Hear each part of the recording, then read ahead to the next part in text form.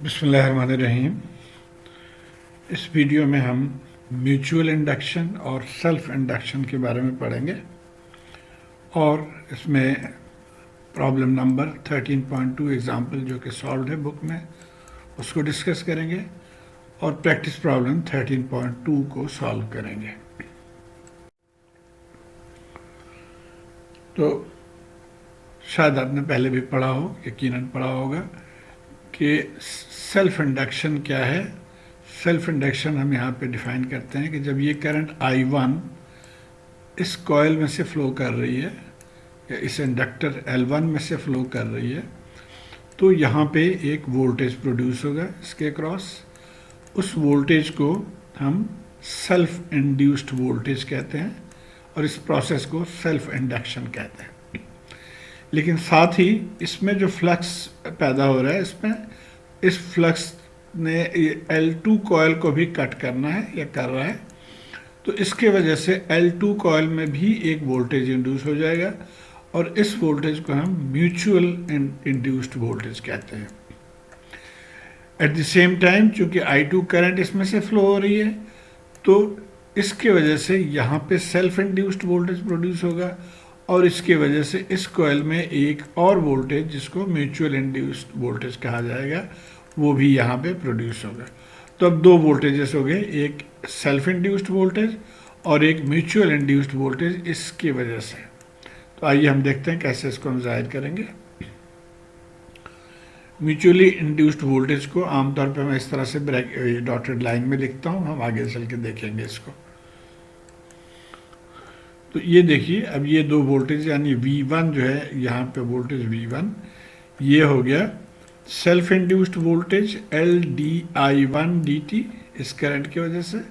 यहाँ पे जो वोल्टेज हुआ वो L1 dI1 dt और प्लस इस करंट की वजह से जो यहाँ पे वोल्टेज इंड्यूस हुआ म्यूचुअली इंड्यूस्ड वोल्टेज उसको हम लिखेंगे M dI2 dt। तो ये म्यूचुअली इंड्यूस्ड वोल्टेज, तो ये टोटल इन दोनों का मजमुआ जो है वो वोल्टेज V1।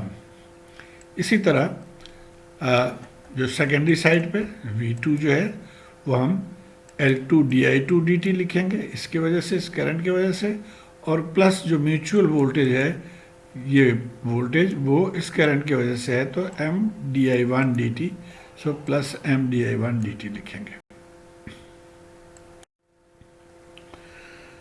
अब यहाँ पे हम टाइम डोमेन और फ्रीक्वेंसी डोमेन में स्विच करते रहेंगे। फ्रीक्वेंसी डोमेन को फेजर डोमेन भी कहा जाता है, तो ये इंटरचेंजेबली ये नाम मैं यूज़ करूँगा। तो एक आध चीज़ें हमने समझना है कि अगर इंडक्टेंस है टाइम डोमेन में तो फेजर डोमेन में इसको हम j⍵L से जाहिर करते हैं। इसी तरह di/dt या डिफरेंशियल टर्म्स है, इसको हम j⍵I से जाहिर करते हैं। तो अब आइए सर्किट को देखते हैं। एक ही सर्किट के दो रुख हैं, एक टाइम डोमेन में है और एक फेजर डोमेन या फ्रीक्वेंसी डोमेन में है।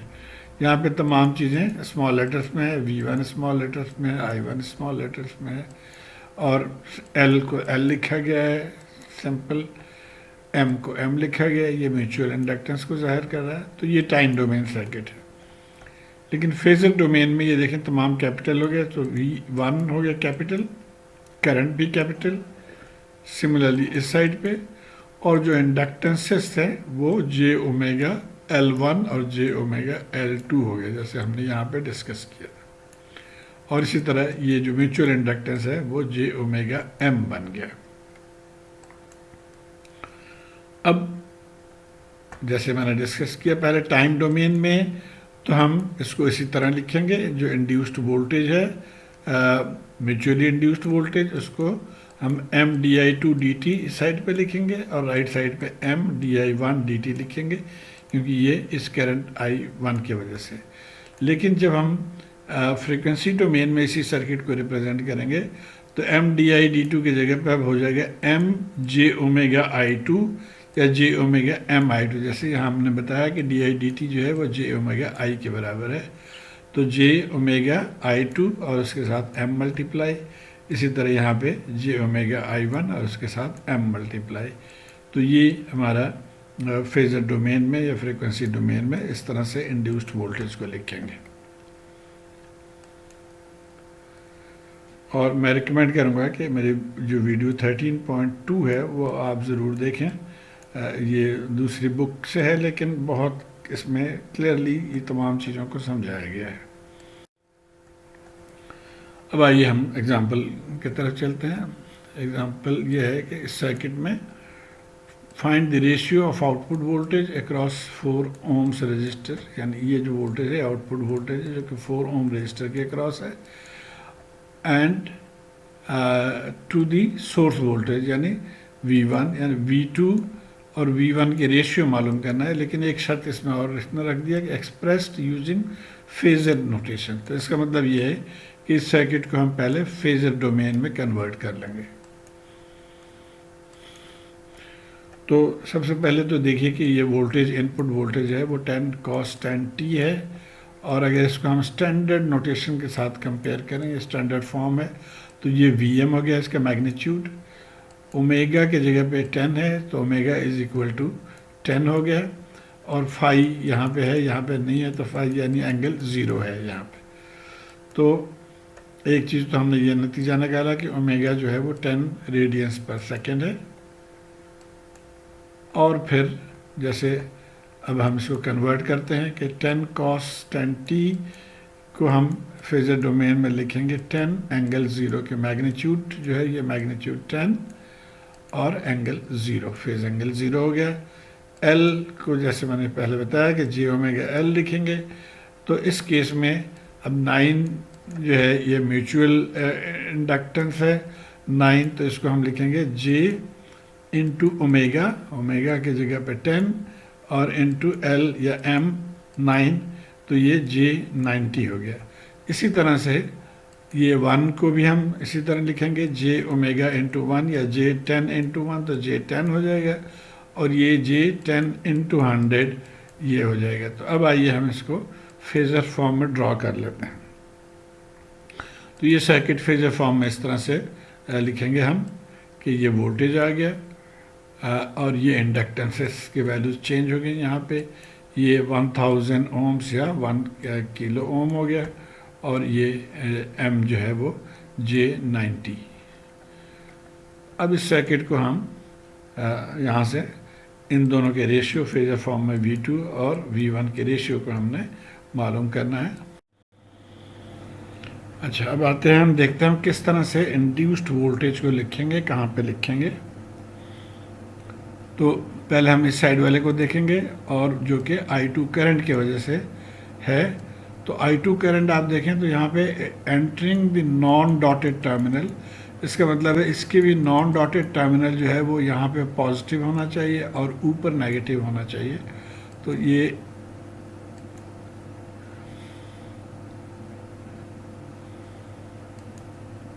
इस तरह से कि नीचे नेगेटिव और ऊपर पॉजिटिव। उसके बाद उसकी वैल्यू क्या होगी वो इस डायग्राम से आप देख लें कि J ओमेगा M I2, अब J ओमेगा M तो यहाँ तक है यानी J90, और उसके साथ हम I2 लगा देंगे। तो अब हम यहाँ पे लिखेंगे J90 I2। तो ये लेफ़्ट साइड पे म्यूचुअल वोल्टेज हमने लिख लिया। अब इसी तरह हम राइट साइड को देखते हैं। राइट साइड पे क्या है, current entering the dotted terminal है, तो इसका मतलब है डॉटेड टर्मिनल पॉजिटिव, यानी ऊपर हमारा पॉजिटिव होगा और नीचे नेगेटिव। इस तरह से ऊपर पॉजिटिव नीचे नेगेटिव। और यहाँ पे भी हम यही J ओमेगा M I1 लिख लेंगे। J ओमेगा चूँकि J90 है तो उसके साथ I1 लिख लेंगे। तो ये J90 I1। तो अब ये दोनों म्यूचुअल वोल्टेजेस हमने लिख लिए। अब हमने लूप 1 में KVL इक्वेशन लेना है। इस लूप में KVL इक्वेशन, तो हम एक कोने से मैं चलता हूँ, आप भी इसी को फॉलो करें। एक कोने से चलते हैं तो माइनस पहले है, तो इसका मतलब है -10 एंगल 0 लिखेंगे। उसके बाद हम इधर गए, करंट टचिंग दिस कॉर्नर, तो ये पॉजिटिव होगा इसलिए हम लिखेंगे +I1, तो +I1 इंटू 1। उसके बाद हम इस कॉइल पे आए तो यहाँ पे भी टचिंग है ये, तो ये पॉजिटिव होगा तो इसलिए हम लिखेंगे positive J10 into I1, so positive J10 into I1। उसके बाद हम इस बॉक्स को देखेंगे कि अब पहले यहाँ पे नेगेटिव आ रहा है, तो हम नेगेटिव साइन को लिखेंगे, negative J90 I2 is equal to 0। तो ये हमारा लूप मुकम्मल हो गया। अब इसमें हम लाइक टर्म्स को इकट्ठा कर लेंगे, तो I1 के टर्म्स को इधर लिख लिया, I2 के टर्म्स को यहाँ लिख लिया और एक कांस्टेंट को राइट साइड पे लेके आ गया। तो ये हमारा इक्वेशन नंबर 1 हो गया। अब आ जाते हैं ये दूसरे वाले लूप पे। अगेन हम यहाँ से चलेंगे, माइनस पहले है तो माइनस J90 लिखेंगे, माइनस J90 I1। उसके बाद हम यहाँ पे करंट ये है, current is touching this one first, तो यहाँ पॉजिटिव होगा तो इसलिए हम पॉजिटिव लिखेंगे, पॉजिटिव J1000 I2। और उसके बाद current touching this one first, तो ये भी पॉजिटिव है, तो 400 I2, तो 400 I2 इक्वल टू 0। तो ये हमारा सेकेंड इक्वेशन होगा। इसको फिर हम अरेंज कर लेते हैं, तो ये हमारे सेकेंड इक्वेशन होगा। अब इन दोनों इक्वेशंस को सॉल्व करना है और सॉल्व करके हम करंट्स की वैल्यू मालूम करेंगे। बेहतर ये तरीका है कि हम इसको मैट्रिक्स फॉर्म में लिख लें। अगर आपके पास साइंटिफिक कैलकुलेटर है तो आप डायरेक्ट भी कर सकते हैं। तो ये हमने मैट्रिक्स फॉर्म में लिख लिया, I1 के टर्म्स को यहाँ पे लिखा, इधर से I1 के टर्म्स को लिख लिया, इसी तरह I2 के टर्म्स को लिखा और इससे I2 के टर्म्स को लिख लिया। I1 I2 equal to the voltage जो यहाँ पे है 10 और यहाँ पे 0। तो अब यहाँ पे हम पहले डिटर्मिनेंट मालूम करते हैं। सो दिस इज डिटर्मिनेंट, इसको सॉल्व कर लेंगे, cross multiply minus cross multiply, तो इन दोनों को मल्टीप्लाई किया, माइनस इन दोनों को मल्टीप्लाई किया। और इसको आप या तो चाहें तो इसको पोलर में कन्वर्ट करके दोनों को और फिर मल्टीप्लाई करके और फिर रेक्टेंगुलर में चले जाएं। मुझे थोड़ा सा आसान लगता है कि मैं डायरेक्ट करता हूँ कि यानी इसको इससे मल्टीप्लाई किया, फिर इससे मल्टीप्लाई किया, फिर इसको इससे मल्टीप्लाई किया, इसको इससे मल्टीप्लाई किया, just for the sake of enjoyment.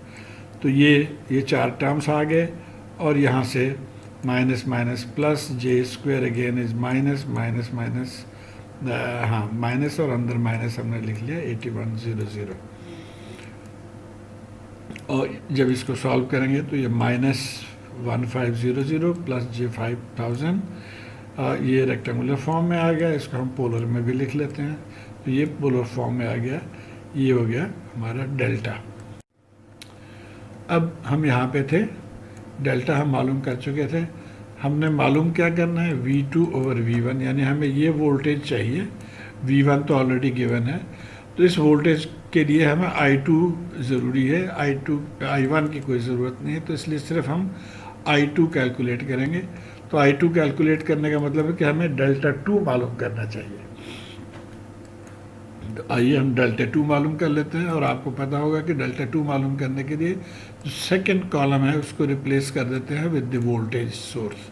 तो ये वोल्टेज हमने डाल दिया और यहाँ पे फिर आप क्रॉस मल्टीप्लाई किया, ये तो 0 हो गया और ये इसको मल्टीप्लाई करेंगे तो ये सॉल्व करके आपको J900 हो गया, जिसको हम 900 एंगल 90 भी लिख सकते हैं। अब आ जाइए करंट I2 के लिए। I2 is delta 2 over delta, दोनों के वैल्यूज़ ऊपर लिख लें, इसके वैल्यूज़ डिवाइडेड बाय ये वैल्यूज़। तो यहाँ से हमें करंट आ गया 0.172 एंगल माइनस 16.7। अब इस करंट को जब हम 400 से मल्टीप्लाई करेंगे तो हमें V2 मालूम हो जाएगा। तो V2 400 इंटू I2, ये हमारा V2 का वैल्यू आ गया। अब रह गया इन दोनों के रेशियो मालूम करना। सो एक दूसरे के ऊपर हम लिख देते हैं V2 ओवर V1। V2 की वैल्यू यहाँ से और V1 के वैल्यू हमें पता है यहाँ से, तो ये आंसर आ गया 6.880 एंगल माइनस 16.7। तो इस तरह से इसको सॉल्व करते हैं। आइए हम प्रैक्टिस प्रॉब्लम की तरफ चलते हैं। प्रैक्टिस प्रॉब्लम कदर आसान है। For the circuit write appropriate mesh equation for the left mesh and the right mesh. तो हमने मैश इक्वेशन लिखना है और चूंकि यहाँ पे फेज़र का कोई जिक्र नहीं है तो हम फेज़र में नहीं जाएंगे, बल्कि हम टाइम डोमेन में ही इसको लिखेंगे। तो टाइम डोमेन में अगेन ये आपको याद रखना होगा कि हमें 2 इंड्यूस्ड वोल्टेजेस जो हैं उनको लिखना है और उनकी पोलैरिटी देखनी है। तो आइए हम पहले इस वाले के लिए देखते हैं। ये करंट I2 है, this current is entering the dot. इसका मतलब है कि इस साइड पे डॉट पॉजिटिव होगा और इसके ऊपर नेगेटिव होगा। तो एक तो ये, और दूसरे आपने पहले पढ़ा ही है कि म्यूचुअल के वैल्यू जो है हम MdI2dt लिखेंगे, बिकॉज ये I2 की वजह से हो रहा है। तो ये हमने लेफ्ट साइड के म्यूचुअल वोल्टेज को लिख लिया।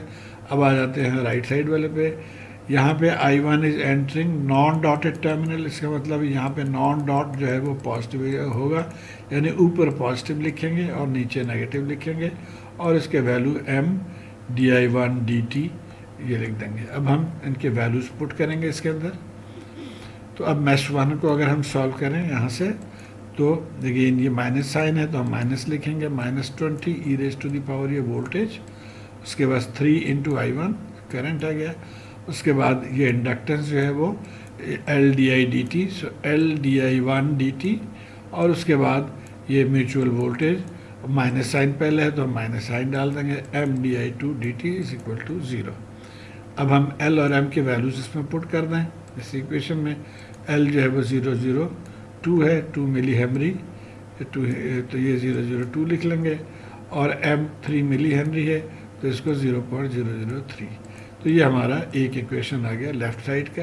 और बिल्कुल इसी तरह राइट साइड के लिए हम लिखेंगे। हम यहाँ इस कोने से चल रहे हैं, पहले माइनस है तो -MdI1dt, उसके बाद ये L आ गया तो LdI2dt, और उसके बाद 10 × I2, ये हमारा सेकेंड इक्वेशन हो गया। इसमें हम M और L के वैल्यूज़ अगर हम डाल दें तो ये आ गया, और इसको आप थोड़ा सा रीअरेंज कर लें। I2 को पहले लिख लिया, -dI/dt बाद में लिख लिया, तो ये सेकेंड इक्वेशन हो गया। तो यही एक रिक्वायरमेंट है कि हमने 2 इक्वेशंस लिखने हैं। तो उम्मीद है आपको इससे कुछ फ़ायदा होगा। Thank you.